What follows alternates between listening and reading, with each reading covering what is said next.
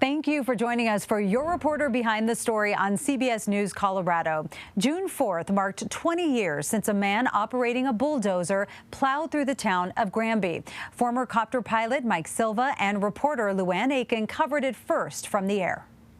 And it is just demolished. He's attacked this from, I believe, both sides of the area that he could get to. This is close to the batch plant, the concrete batch plant. A couple of the patrol cars together there wiped out the wall of that building. But look what he did to this four-wheel drive SUV, police car, sheriff's car. It looks like he almost rolled it a couple of times. It is just a total scrap iron at this point. Nothing there that resembles anything that was an intact vehicle just a couple hours ago. This is a concrete batch plant. This is one of two buildings at the batch plant that are probably not salvageable at this point. This looks like a big garage or bay of some kind that worked there. And then what we're guessing is perhaps offices also on the concrete yard area. We were looking in the neighborhood. He apparently had a muffler shop until about 9 months ago adjacent to this property. We could not spot that. And joining me now to go behind the story are Mike Silva and Luan Akin. It's so good to see you two. Thanks so much for coming on and telling us all about this. How do you feel watching that video? Does take you back, doesn't it? Right. It's amazing. It's hard to believe it's 20 years. Yeah. I know. At 20 years, it just goes like that. Can you take us through that day and what happened when you got the call? When the dispatch desk would call us with everything that they were hearing on the scanner, or sometimes tips, and many of them were legitimate. We were just out cruising for news, as Mike liked to call it. So we're airborne. We're just kind of hanging out, seeing what's coming across the two-way while we can spot ourselves. And we got word from the assignment desk that there was a bulldozer. No, that there was a tank. A tank. Wiping out Granby. And we're going, a tank. Yeah, what? yeah. Right. Yeah. But and being in the Army and thinking, a tank? How did a tank from Fort Carson get up to Granby? Right. It was kind of amazing. So you didn't know what to expect when you got there, or before you got there, and then you get there and you see this destruction. Well, Mike went into planning mode. I immediately go into planning mode because of the distance and the altitudes and getting across the Continental Divide. I'm trying to think of, okay, how do I get enough fuel to make sure we can make all this happen, get the stories and get the pictures. So yeah, we just got fuel, went over the top. Photographer David Gregg did an incredible job.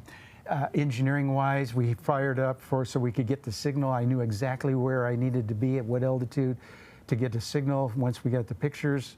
And yeah, everything kind of came into play, and we see this big, huge bulldozer going down the street and running over things. It was amazing. I know. It's unbelievable, right? It's pretty bizarre, and Mike doesn't give himself enough credit because microwave, you had to have line of sight. We're down behind the mountains. So the technique and the protocol that we adopted was, we'll go down, we'll get the video, David Gregg shooting amazing pictures. Mike's putting us in position, and I'm talking the best I can over what we're seeing. And then we pop up to where we're above the Continental Divide. We can shoot that video back. And so I'm talking over the raw video, which we are sometimes fast forwarding to get to the more action shots. Mike and David and I always talked about our teamwork being something of a dance. Fred and Ginger and somebody else. And it was just a matter of everybody kind of knows what everybody's going to do, and you don't have to communicate that much because we all know what's coming up next. And so that's how we were able to get those pictures on so quickly before any of the competition. You don't have to communicate that much between the three of you, but communication with dispatch and the police, that's really important in situations like this, right? Actually, we didn't have any communication with the police department there at Granby. Okay. There was a relay between them and the assignment desk. But most of what we were able to do on the way up there, David, he's working with engineering, getting the signal. And then I'm thinking, okay, I want to find out where I have to be when we get the pictures. I need to go back to a point where I have a signal, a strong signal, and we can feed it back. And then once I got to that altitude, it was around 14,000 feet, and we had a good signal, and then we started losing it. Then I just hit my GPS, marked that position, so I knew it was guaranteed that once we needed to go live, all I needed is to get to that position right there, and we had a signal.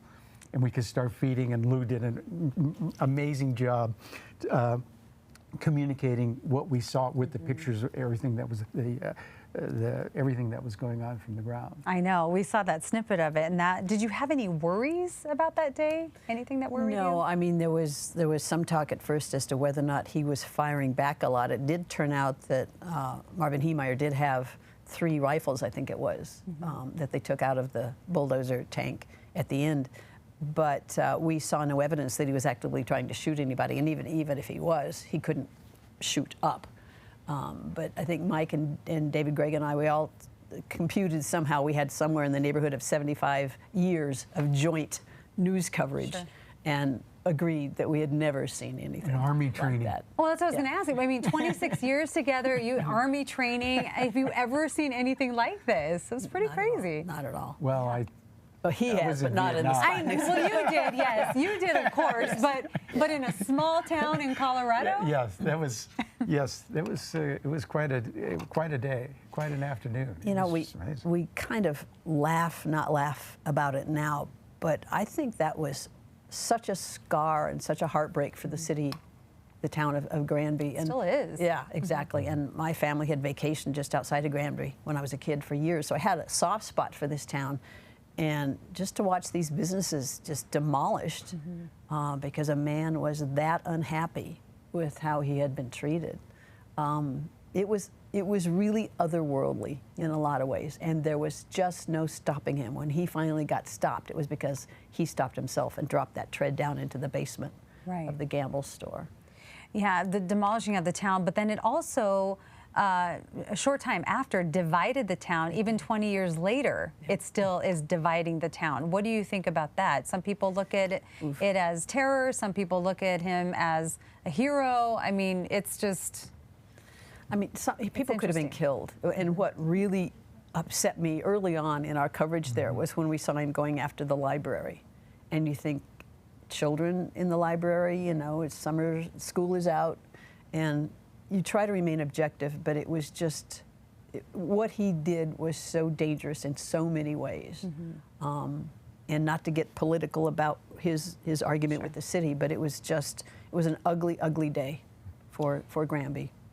Any images that stick with you 20 years later?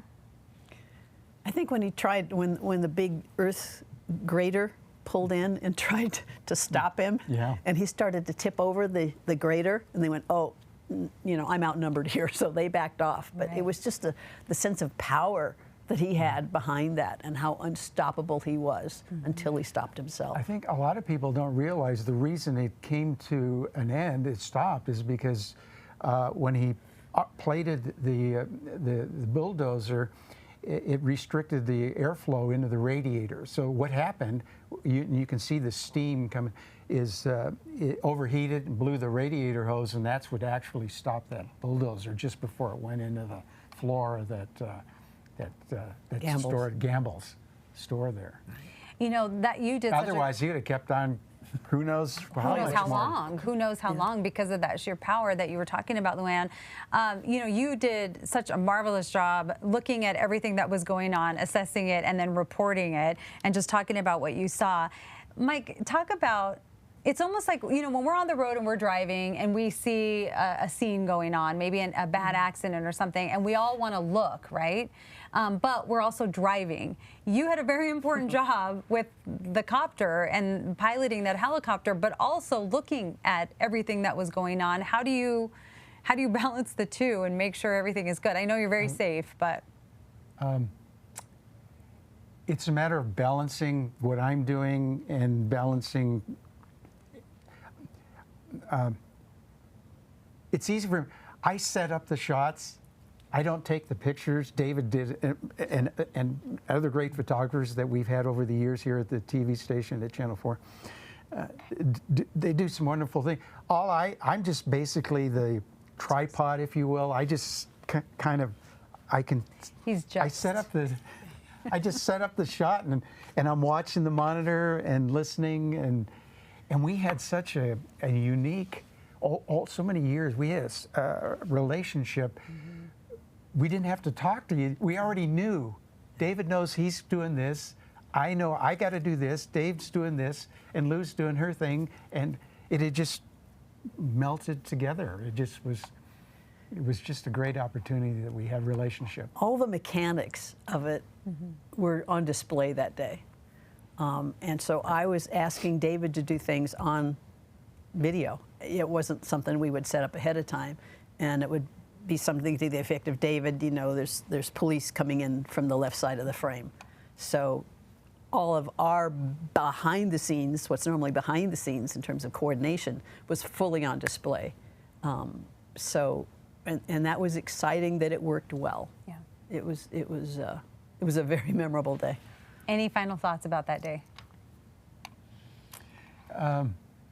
Exciting day, and a tragic day too. Yeah. A lot of people could have gotten hurt. They didn't. But Heermeyer ended up taking his own life.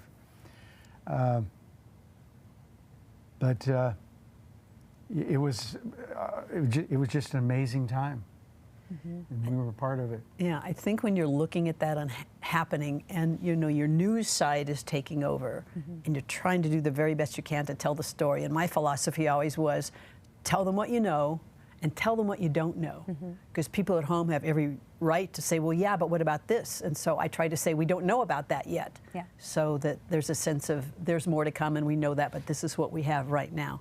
But it is difficult sometimes to separate the fact that you are really chasing spot news, doing your best, and people's lives are changing in the process. So that's something I took away from a lot of stories, many that we did with Mike, you know, tornado coverage and other things. Sure. But it does stay with you. It does. Well, Mike and Luan, thank you so much for coming on and telling us all about that day and the work that you do. And we love you guys. It's great fun We're being back family. in here. Always. It's great fun. All right, thank you. And your reporter in the mountains, Spencer Wilson, he checked in with the community of Granby to hear how they're holding up 20 years after this happened. You can find his story on our website, cbscolorado.com. We'll be right back.